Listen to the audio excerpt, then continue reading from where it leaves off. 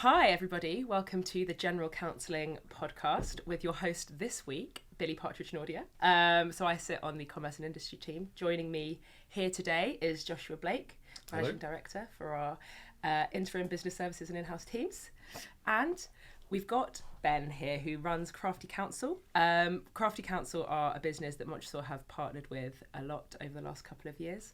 Have done some amazing things in their space, building community, bringing in-house lawyers together. And Ben, I'd love to sort of pick your brains over the next little while about all things crafty and how you're seeing the market at the moment. Great. Well, thanks, Billy, and thanks, Josh. Thanks for this invitation. Really great to be here. We really appreciate the partnership with Montresor. So looking forward to having a lot of fun in this conversation. Fantastic. So Ben, I think firstly we're quite interested to hear sort of about you and the way that you're working at the moment at Crafty as a founder of a business. A common complaint that we often hear is that you're pulled in lots of different directions at all times. How do you manage that at Crafty? How do you make sure that you're not pulling those Clifford Chance-esque all-nighters? So I think how I manage that now is quite different to how I used to manage it. How I manage it now is by having a really, really good team. So they do say that what you should try and do is go and hire people who are smarter than you. So I've really embraced that. Sarah will love to hear that. Yeah. Maybe I set a low bar, but I was So right now it's having a really fab team. Feels like we're in a really good place at the moment with the team at Crafty. Great team, people who we all know kind of what each other's roles are and jobs are and areas of responsibility. And we're going through a moment where that feels really good and that feels like people have a clear understanding. There's always stuff that we can improve, but that's really empowering. And that for me is really helpful. It means that I can step back and not be so involved in the weeds. Still work hard, but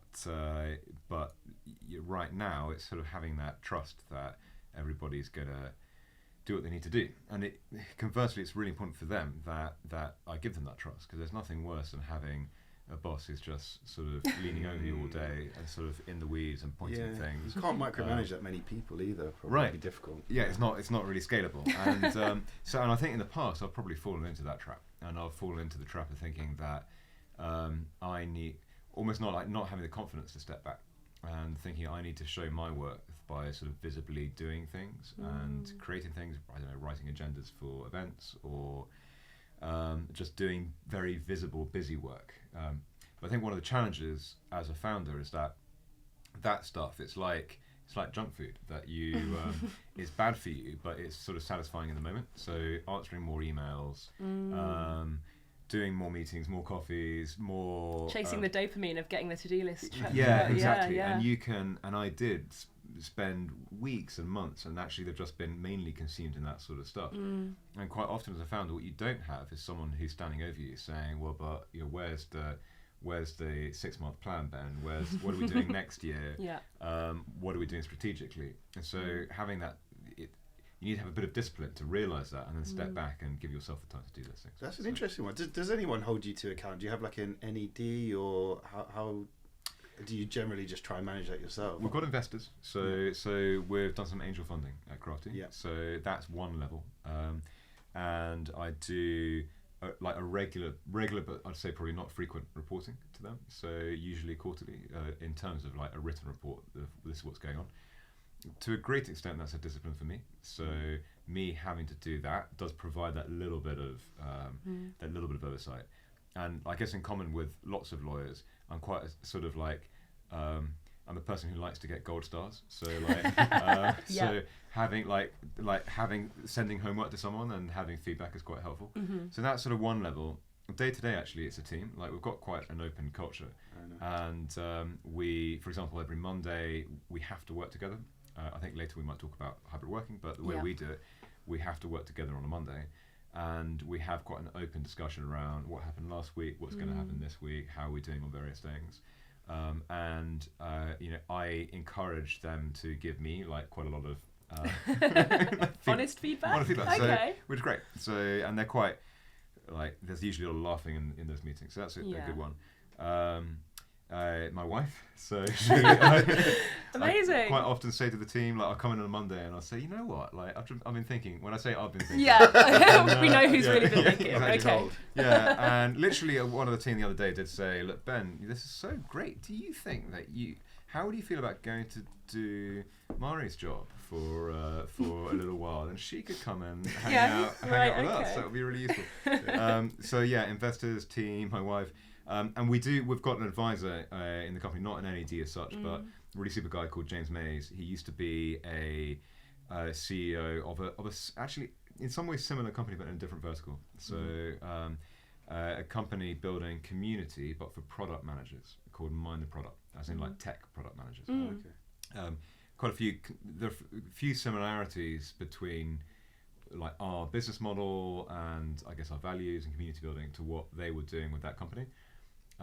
They were sort of a decade more ahead of where we are, and he exited that business a couple of years ago. We met after that, and he's sort of come on as a formal advisor to Crafty, comes in once a month to the office, spends some time with each of us, and that again quite helpful. Another sort of outside experience perspective to give me a little bit of challenge and feedback. It's important, right, to have other people who you trust around you. Yeah. It's actually, lonely at the top. Lonely at the top, yeah. Not there yet. I realised we jumped into things without really you getting a chance to sort of run us through Crafty, a general. Sure. Yeah. I mean, I'm so initiated that I assume everybody in the entire world knows exactly what the team do and you do, but I'd love to sort of have you summarise, I guess, what Crafty is. Thanks, Billy. I mean, in a nutshell, we're a community for in-house legal. So we exist to bring joint insight and connection to in-house legal professionals. Tangibly, that's a bunch of things for them. So we're probably now best known for events. We do a big summer event called Crafty Fest. The funnest legal event of all time. I'm well aware. And we very much enjoyed your participation there. Thank you so much. But yeah, it is a fun one. So that's probably the biggest UK event for in-house legal. So Crafty Fest, it's a sort of festivalised conference in Regent's Park, as you know. We do several conferences during the year, and we do a whole bunch of dinners, breakfast, stuff like that. But parking the events, there's a big sort of digital component as well. There's a message board, there's various WhatsApp groups, there's online meetups over Zoom, podcast video, etc. But probably people mainly see externally the events, and for our in-house community members, it's a great chance to get together, swap notes, and just feel a little bit less lonely, a little bit isolated, often in small legal teams, and not reinventing the wheel so much, finding new friends that they can ask, is this normal, is that normal, how do you normally do it? There does seem to have been a bit of a shift from it being purely networking to also quite educational from what we've noticed in the journey. Can you kind of talk us through how that came about and what you're doing a bit differently now to when it started out? Oh, that's a really interesting observation, Josh. And I suppose that's true. So when we started with the very first, going back a couple of years, origin story of Crafty was actually in education. So I was working as an in-house lawyer at a tech company, and I thought there must be a way to learn from each other. And that problem of loneliness, isolation, etc., that was the one I was trying to address, and I really felt that. But the thought I had at that time was that we should address this through video content, and it wasn't so much events.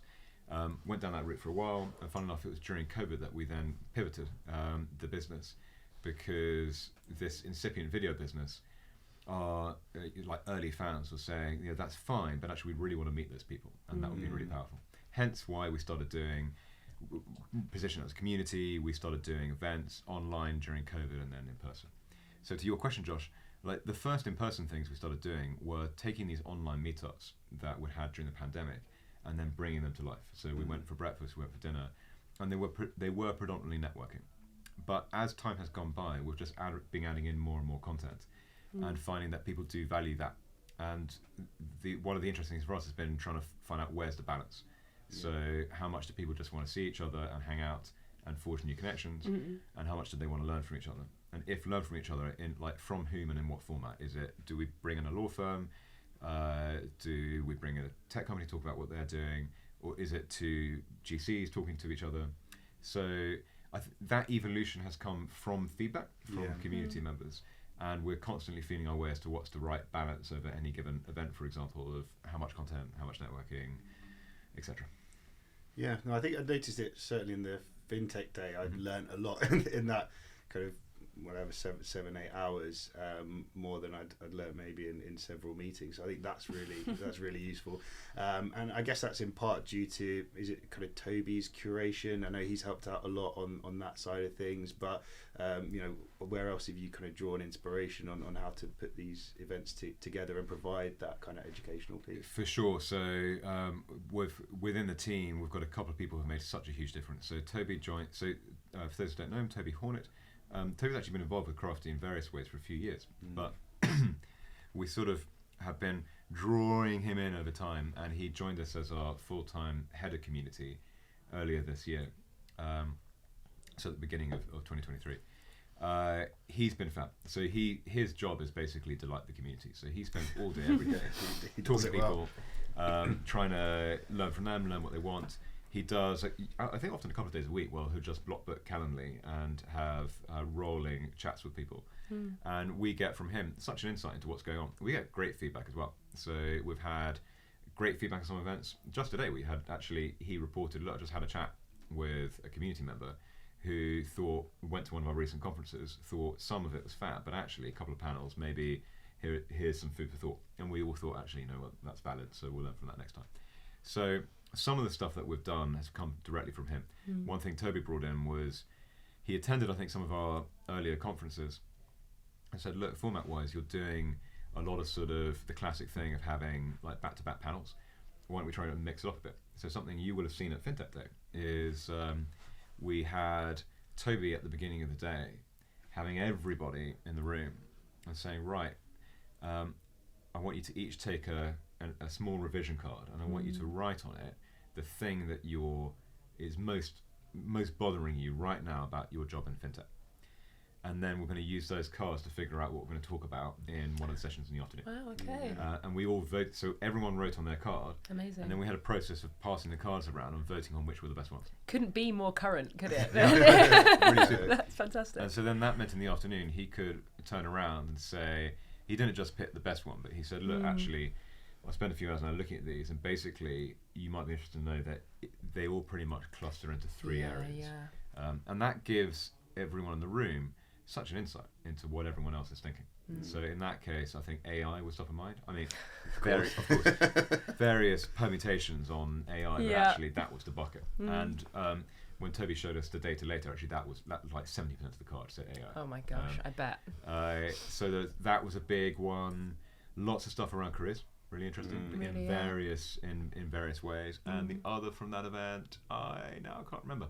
But AI and careers were interesting. But it just speaks to that, like making people feel less lonely. Like 70% of your peers in this room are also worried about that. Exactly. That's such a great feeling. Like I'm not really messing this up that badly. Yeah. And it's super powerful. And people say like really quite like they're kind of burying their soul a bit, particularly perhaps in that format where well, this question is not going to end up connected to me. So you can open the floodgates a bit. Exactly. We had one person who said, I'm a female lawyer, and I find that I find it really hard to know how to tell my business colleagues no, without being told that I'm basically some variation on like bossy. Wow. Yeah, really interesting. And so we just opened that up at one point in the afternoon to 150 people talking about that. Yeah. Saying actually, how much do other people recognise this?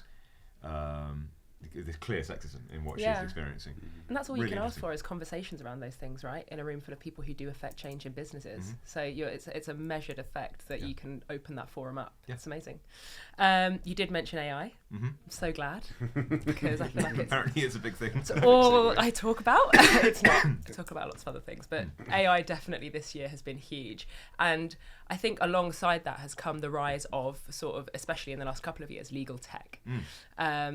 I know it's something that you will speak about a lot as well. You'll have a lot of coverage and you speak to a lot of different suppliers too, obviously. Yep. Keen to hear your approach to legal tech, whether or not, or what you subscribe to in terms of how you go out and search the market, what's useful, what's relevant. How are you finding navigating that? Really hard. So, like, based on no data, purely just anecdotage and sentiment, I thought just over a year ago that actually the bubble was bursting a little bit. I thought that people were becoming less interested in legal tech. There were a lot of products that were broadly doing quite similar things. Yeah. I thought, maybe we're starting to see a little bit of consolidation creeping in as well, and a bit of jadedness from the in-house community.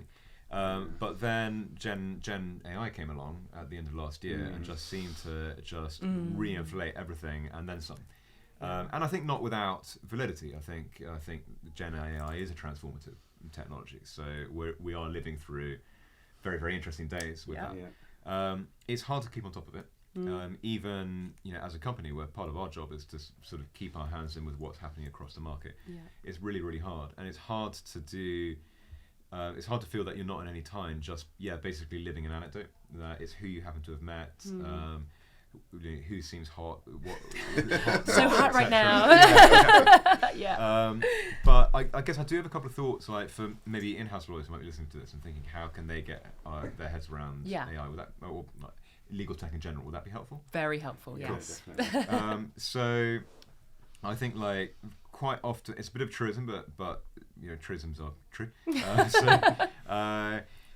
Like, step one, if you're thinking that you need to invest in technology, that might be true, but the first thing is really, really, really understanding the problem that you're trying to solve. Yeah. And it's so tempting to see all this stuff on, like, LinkedIn or at conferences like ours, or actually getting a lot of approaches from tech companies, and then having your head turned and thinking, that looks awesome, like that would be so cool. This is going to solve all of my problems. Exactly. Yeah. But then the question is, what are the problems? Yeah. And so like I've just heard time and time again in-house lawyers in our community say, look, I wish we spent more time really actually bottoming out what the problem was. Yeah.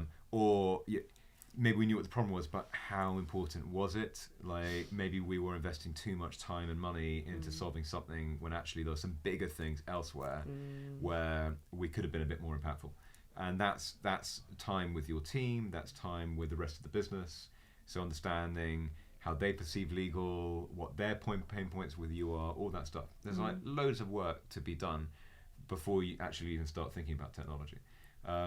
Then sort of within the technology landscape, I think, spending time trying to figure out what's out there. It doesn't hurt sort of going to things and getting a feel of what products are there.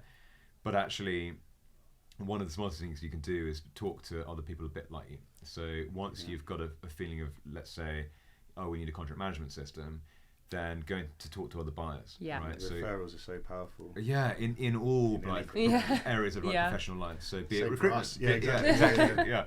So that's it. And the thing can look really, really good, but you might find that you speak to a peer in another company and they say, we thought it looked good too, but actually we didn't know the questions that we didn't ask. And if we had our time again, we would have asked X, Y, Z.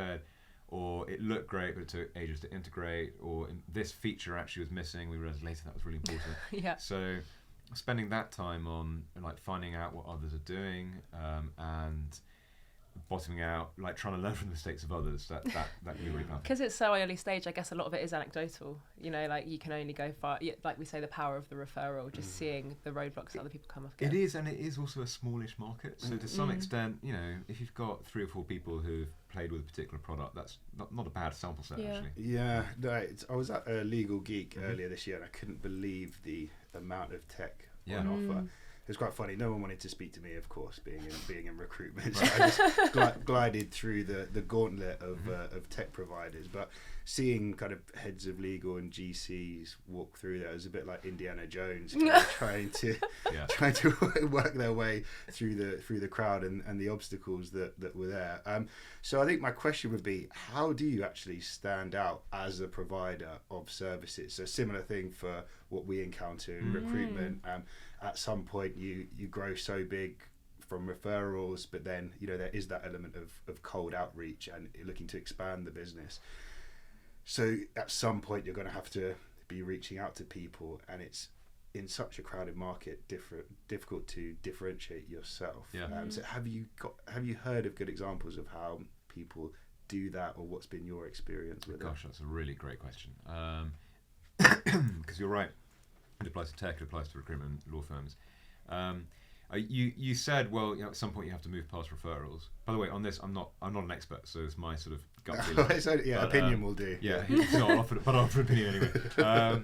You said, well, at some point you have to move past referrals, but maybe just to pause there. I think like the experience of actual customers or clients is really so powerful, and so. They often say, build a thing that a small number of people really love rather than a large number of people like. I think there's probably some truth to that. Like, if you can get that sort of initial like customer set or client set absolutely raving about you, then that's going to be a great start, and they're going to talk to their friends. But then you can also probably lean on them when you need to scale up a bit. You can start using them for the case studies, or getting them to come and be your wingman or women at events, and like talk about that thing that we did together, that project, etc. So if you're really delighted those early people, they'll not only go and tell their friends, but you can probably work with them on the other ways that you want to scale that are a bit more sophisticated. Yeah, no surprises that the head of a business that founds community suggests more community. Yeah, do more of that. No, I love that. I think it is really good. It's really good advice. And your reputation is the most important thing you've got, especially in what we do. Important to preserve it. Yeah. Hard though, right? Like, I mean, I just wish everybody liked me all the time. I know we did touch on it slightly earlier, but I'm going to circle back around to sort of time in the office. You said that Crafty are all in every Monday all together. I love that. I would go mad if I was home all the time, so I do like spending time with the team, even Josh. We are seeing a shift. COVID is slightly behind us, and people are moving back to sort of more stringent working models. What are you seeing in the market? What are people saying to you about the switch back to work, and how are you approaching it at Crafty? Well, I'll start with the end first, so how we're approaching it at Crafty. So we've been on a journey, and that I constantly find with Crafty that I look at what we were doing a year or more ago and think, God, Ben, why were you doing that? Like all these bad decisions.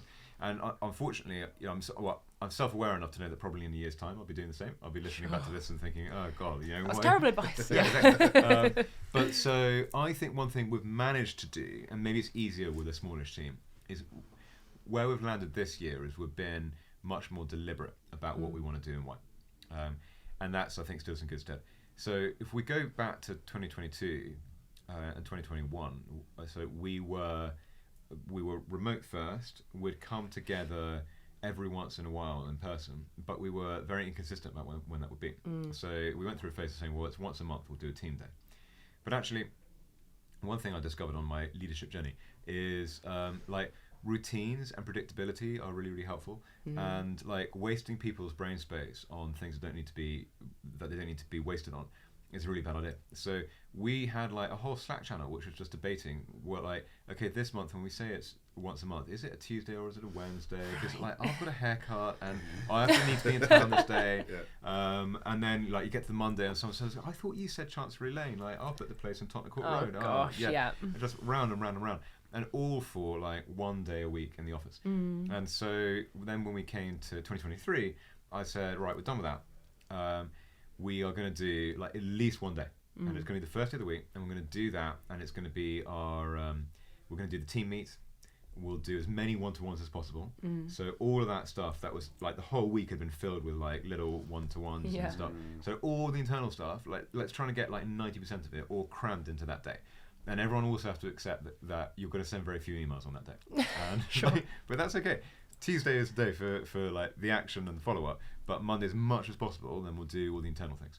So inevitably, it never works completely like that, but we've got quite close. And that routine that we always have to come in that day, and that barring illness or holidays or disaster, everyone's going to be around, that set expectations really well. And then meant the rest of the week, we can kind of say, well, do what you want. And do what you want sort of then turns into, well, it depends on what your role is, all right? Yeah. So if you're Sarah, who you guys know, who's our head of commercial, the best, or Henry supports Sarah, then they are spending a lot of time speaking to people like you guys. So they want to be in town, and also I think by probably preference, like to be in town and around people.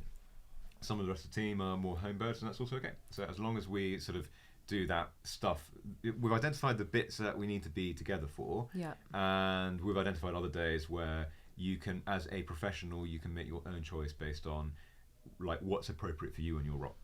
So it will continue to evolve it. All right, we're evolving right now because we're about to move. So we're 8 people, and currently we're co-working. We don't have a private office. Right. So the meetings are described like we're booking a meeting room somewhere. And we're about to move to a new building because we're going to move to private office. We got too big. We can't. Congrats! Yeah, it's great. It's great. So yes, it will be nice. It's not quite as like ritzy as the current place that we're in, but like that would be difficult. But we'll have doors and a window and everything. So like, all the mod cons. All the mod cons. Yeah. So that's a nice change.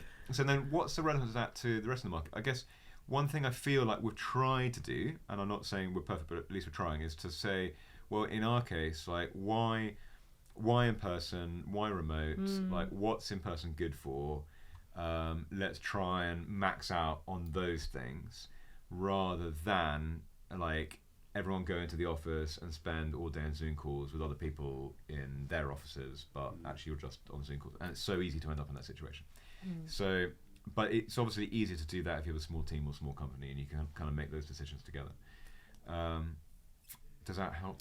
It really does, yeah. I was just going to say, it's quite a difficult one, even for us, because there's so many people to cater for and so many opinions at the table. And I think you run the risk of sounding like a bit of an old man when you say, oh, back when I started in recruitment, you know, it was shirt and tie and at 8 a.m. and they're 5 days a week. So I think there's an element of that generational dichotomy where people who are a bit more senior now, they look down and think, oh, you've got it so easy.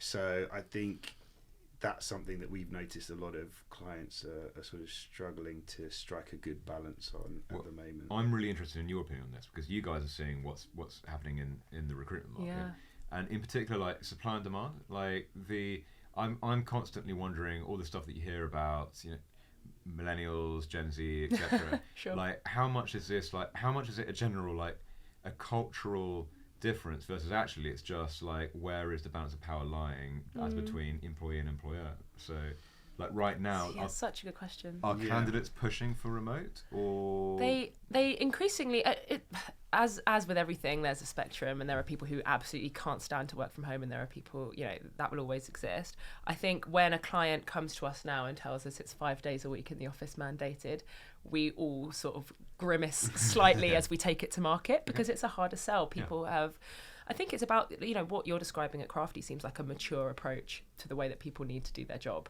You know, you're listening to what the team are doing.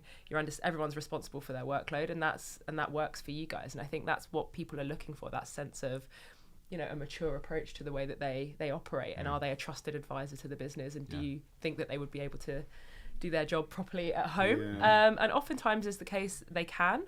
I don't know. Yeah, Josh, I think probably would you agree on the 5 days a week thing? I would. One of the things you touched on, Ben, as well is, you know, who's it being led by? Who's the conversation getting led by at the moment? Because if you were to ask us a year ago, we'd say, you know, absolutely it's the candidate's choice because everyone was hiring, you know, everyone was desperate to get good people. So you had to offer what you could, be it, you know, salaries went crazy, working from home, you know, you had to offer it in certain places. I think we've moved into a bit more of what we call a client-led market, in the sense that there are a few less opportunities. So if people, you know, maybe in private practice really wanting to move in-house, if there's a lot of them, if it's maybe something like corporate lawyers where there aren't as many vacancies, you know, that have been coming up this year, you know, it's a bit easier now for a client to say, you know, you're in 4 or 5 days a week and still have some bites. So it really does depend on sort of when you're asking, and no doubt if someone listens to this in 6 months' time, it'll be completely rubbish advice, and things might have changed again. But at this point in time, I'd say, I think, clients are able to get away with it a little bit more. You interviewed us back then. That's pro podcasting. So I think a theme that's come up a lot over the last little while, and we hear about it a lot at Crafty, is the becoming a trusted sort of business partner. Things like working with sales teams, marketing teams, procurement teams across the board. It's not necessarily something they teach you in your training contract, is how to deal with a business. that is obviously changing, a lot more as we see the SQE becoming more popular. But what's your opinion on the approach to upskilling in these areas in a business as someone who speaks to a lot of in-house lawyers? Gosh, there's it's sort of the topic that keeps on giving. Yeah. So because I think you can probably never be done as like a person who is an effective colleague to work with. Sort of thing. Yeah. Some of I keep thinking back to Crafty Fest this year. We had the keynote delivered by Andy Cook, who's the general counsel at TravelPerk, a B2B SaaS travel company. And that was just so great. And he talked a lot about this topic and what they were doing in their case to partner with the business, but also really understand the business. And so one of the things I really liked about how he framed things was talking in terms of customer personas. Yeah. So, which is a phrase that you more readily associate with marketing. Yeah. I think with a lot of lawyers, certainly I used to probably think, oh, that's just marketing stuff, or obvious things like not like my contracts or whatever. But I really enjoyed the way that he described that. So, really, basically, he and his team really taking the time to dig into who are we facing off with internally, and what do they need, and also. That process helped them flesh out, and I think this probably applies to other businesses, that need is very different depending on who you're talking to. So the persona of the person in the C-suite and what they expected from their legal team was completely different to the person in sales. And I think in a way that insight helps to address the contradiction between, as an in-house lawyer, I'm expected to be both highly empathetic, up on all the trends, great advisor, strategic, but also efficient, fast turnaround, all this stuff. Yeah. And actually, when you think of that in terms of, it's actually often it's different people want those things at different times. So your CEO might want you to be the strategic advisor, particularly as the GC. How are we going to do our next funding round, or when, and who do we need to be talking to now, and how do we protect ourselves, what's market, what regulations coming down the line, etc. A salesperson just doesn't care about any of that stuff. As Andy said, their ideal interaction with legal is often short, and ideally not talking to a lawyer. So that's the person who might want to get an NDA really quickly, or they might want, the customer gave us this comment, can you please tell me it's okay? Just get it done, basically. Say yes. So I thought that insight I thought was really helpful, thinking in terms of customer personas, spending that time to really understand who are the main types of people you're facing off with, and then actually does that help you make decisions about how you organise the team yourselves. Yeah, and to what extent as well should they have good product knowledge? We were actually working with a fast food business recently, and they had quite an interesting extreme, which was get people in different parts of the business to go and make the pizzas and see how things work right on the front line. How much are lawyers expected to know, or how much should the modern in-house lawyer know about what it is exactly they're selling? As a generalization, I think as much as possible. I love those stories about companies that do that. I was at a dinner recently and sat next to someone from Sainsbury's, and he was saying that they had a policy doing the same thing, that sort of the leadership team had to spend a certain number of days on the shop floor a year. I think that's great. I think it's grounding and humbling, and it shows you actually this is where the business is really happening, right? It's not necessarily really happening in head office with those contracts. It's happening in the fast food, at the counter, when the burger is being put in the back. Literally. But also, it's then, if you're going to be effective as a lawyer, really, really standing in the shoes of your client, and as an in-houser, then your client is someone internal. At FinTech Day, which you mentioned earlier, Josh, our FinTech conference this year, we had a panel on product, so product managers and lawyers working together, and we had a product manager who was talking about exactly that. And he said, I really appreciate the lawyers who can stand in my shoes and understand. The more, they don't need to be technical, but the more that they understand about what we're doing, then the more they're going to be able to help. And the earlier that they're going to be able to say, I think you're going in this way, but that actually is going to be a dead end legally. can we work something else out together? Yeah, and dealing with the business as well, I think that maybe gives you exposure to a different kind of skill set. Yep. And helps you to build up yourself and your own abilities. Because one thing we see a lot of now is lawyers moving into, as you've done, perfect example, a more entrepreneurial role, maybe running a business, whether it's a fractional GC thing, their own law firm. So I think actually getting different skills on the way is quite important. Yeah.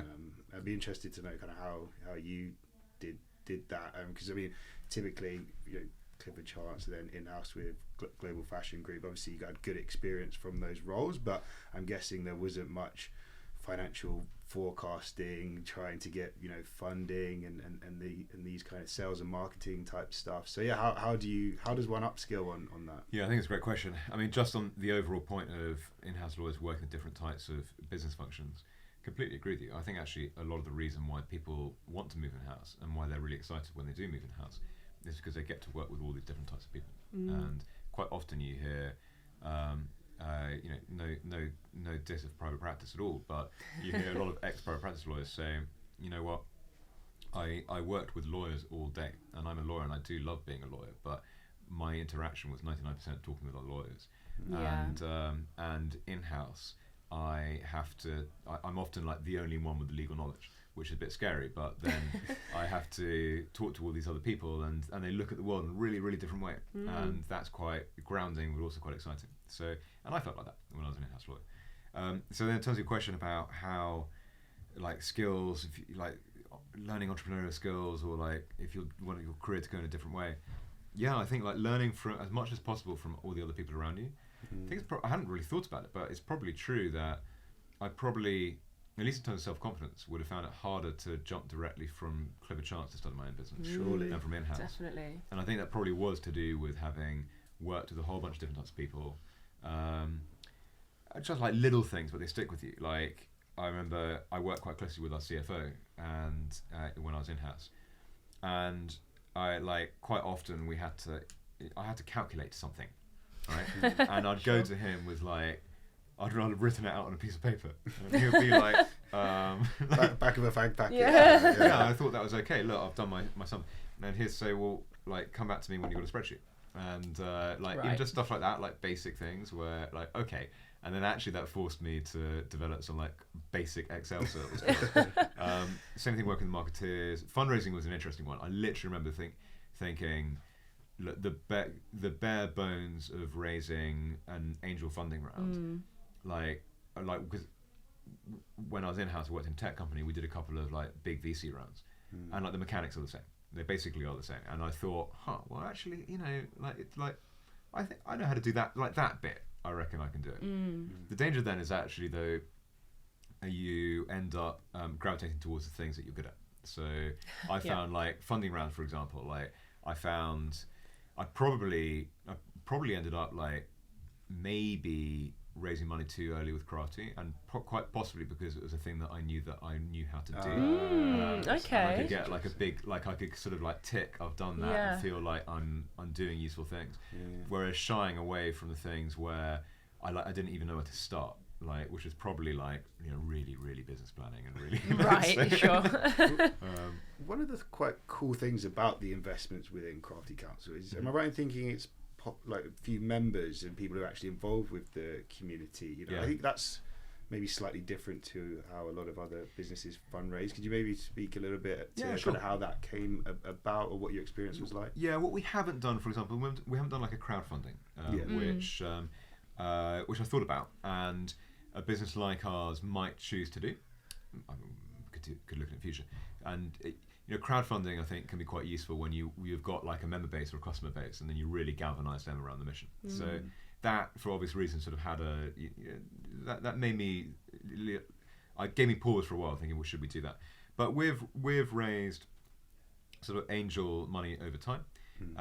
And we last did that a little bit over a year ago, and in that round I mentioned it to some of our community members. I think we even put it in the bottom of our newsletter, so just said, PS, we're doing a funding round, If anyone wants to talk, then hit reply and happy to have a chat about it. And we've got several of the community members then invest in themselves, which is great, really cool, and it feels really great because you've got people who, well, not metaphorically, but actually are invested in the success of what we're doing. Yeah, exactly. And are then also very generous with their time. And so thinking about, giving feedback on what we're doing, the good, the bad, the ugly, like how can we take this forward, etc., etc. So that's been exciting. And alongside them, some current and former private practice lawyers, a couple of tech people, a couple of people from outside legal, which is helpful. Media. Nice. Fantastic.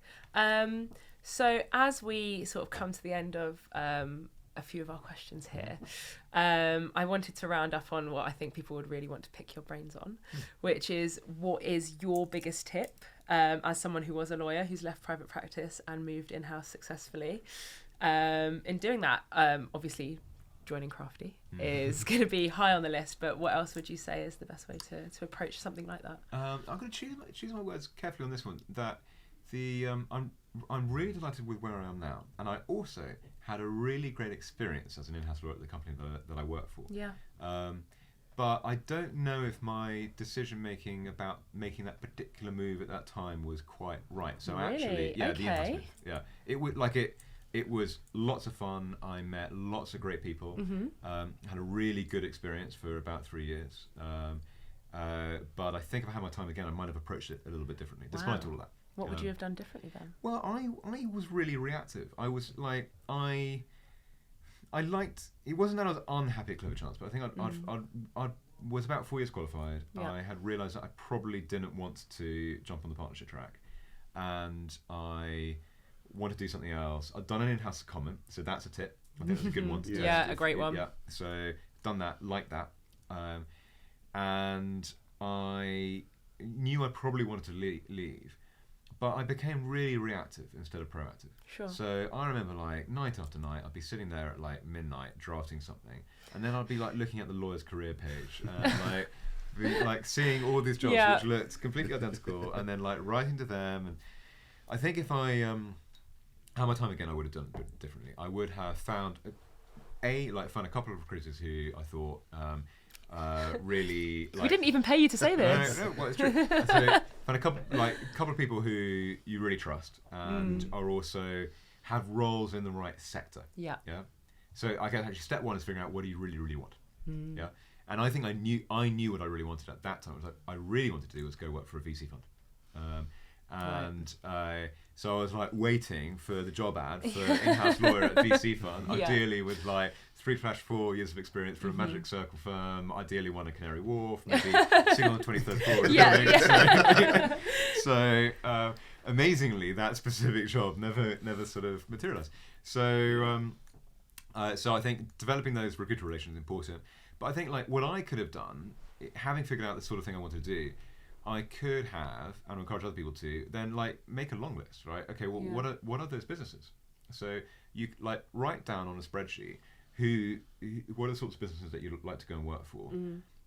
Go on LinkedIn and find out who are the people doing those jobs at the moment, and then go and like connect with them and like just ask them, can I buy you a coffee?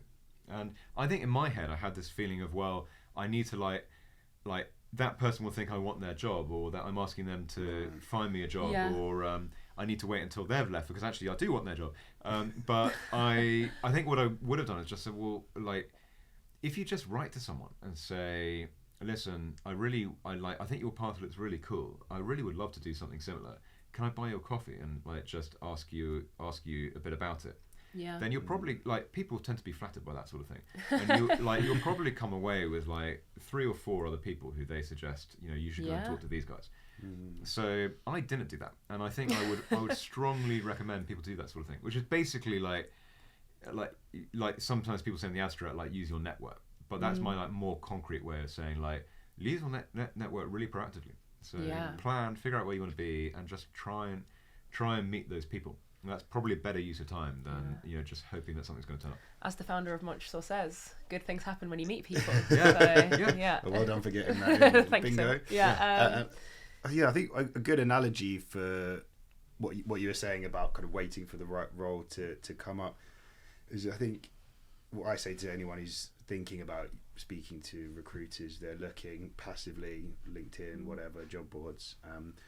It's, if you've ever tried to move house and only ever looked on Rightmove, how long that would take, whether it's renting, buying, because a lot of the time, people will go to an agency first, or they'll have things that they can talk about which aren't just going to be posted and put on there, because as soon as that happens, obviously you've got hundreds of other people applying to it. It's difficult to get a response from anyone because there are so many applications, and it's maybe getting looked at by someone who isn't an expert in legal in the first place. If there's maybe like a large, no disrespect to internal recruitment teams, but if they're looking after loads of different areas within a business, it's difficult to be specialist in any one area. So a lot of the times people look for expert advice on that. So I think it's worth bearing in mind, and good to know that you kind of had that experience before. Not that it went too badly for you, but. No, and I suppose that what you said prompted me to think something, which is that often it can take a couple of moves. Like I remember speaking to a friend in a Magic Circle firm who felt so stuck that he thought like his path was basically like he wanted to be a partner, that wasn't working out, and I think he just felt like don't know what else to do. Like I can be an in-house lawyer, but I don't really want to be one. And I think like he really felt like philosophically that his life choices were very limited. And like reflecting on him, I think it actually sometimes at first, like I think sometimes the thing that you can jump to like the first jump, that might be limited. That there might be a smaller set of options, but actually you might find that it's the second jump that then actually you've opened up a whole bunch of things. So the thing that I went to, like working at the Global Fashion Group as an in-house lawyer, I had loads of fun, learnt lots. For various reasons, I thought I probably wasn't going to end up staying there more than a few years, but like opened up all sorts of possibilities. In the end, the one that I went for was starting my own business. But it like the things I could jump to after that were quite different to the things I could jump to after Clifford Chance. Yeah, absolutely. And I was speaking to another ex-CC lawyer who's saying very similar things the other day, that he made a sort of partner move which was kind of crazy, didn't work out. The firm ended up itself not working out. Right. No names mentioned. Yeah. But he's in a great role now. He said the thing is like he could never have jumped from point 1 to point 3. Yeah. He needed the one in the middle, even if it never ended up working out. Yeah, you've got to take a longer view to your career than what's immediately the reward. You have to look a bit further in the future. Sure. And not always expecting the next move to be the last one. I mean, that could be nice, but as you said, sometimes it's a stepping stone, a stalking horse onto something else, which is ultimately going to be better for you in the long run. Exactly. Yeah. Right. Cool. Yeah, guys, this has been really fantastic. Yeah. Ben, thank you so much for your time on the podcast. Have you got anything that you'd like to plug? Anything coming up? No. Oh, how do people get in touch with Crafty? All right. What's happening? What's happening? Well, when will this come out? 2024. Yeah. January. January. Fine. So if you listen to this in January, we're doing a conference in February. So Fabulous. So 22nd February, High Growth and VC Day. So, I love the high growth and VC events. They're always really insightful. So and it's nice putting those two people together, right? The two groups, so the in-house scale-up lawyers and the in-house VC lawyers. Just makes sense. Yeah. Okay. We might be in time for the breakfast as well, potentially, if we get this out in time. That's right. Was it 24th, I think? Yeah, you'll have I need to check. We put you on the spot. But you're right, we're doing like a big back to school community breakfast in January. Sarah, if you're listening, quick, send through the the details. That'd be great. On the website, maybe. Right. Ben, thank you so much for your time. Thanks, Josh, Billy. thanks for being here too. Thank you. I've been your host, Billy Partridge Nordia. Signing off. Cool.